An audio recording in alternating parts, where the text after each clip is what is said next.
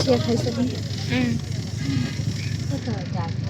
अब एकछिन पर्छ होला नि बजार। अलि उता जङ्गल जस्तो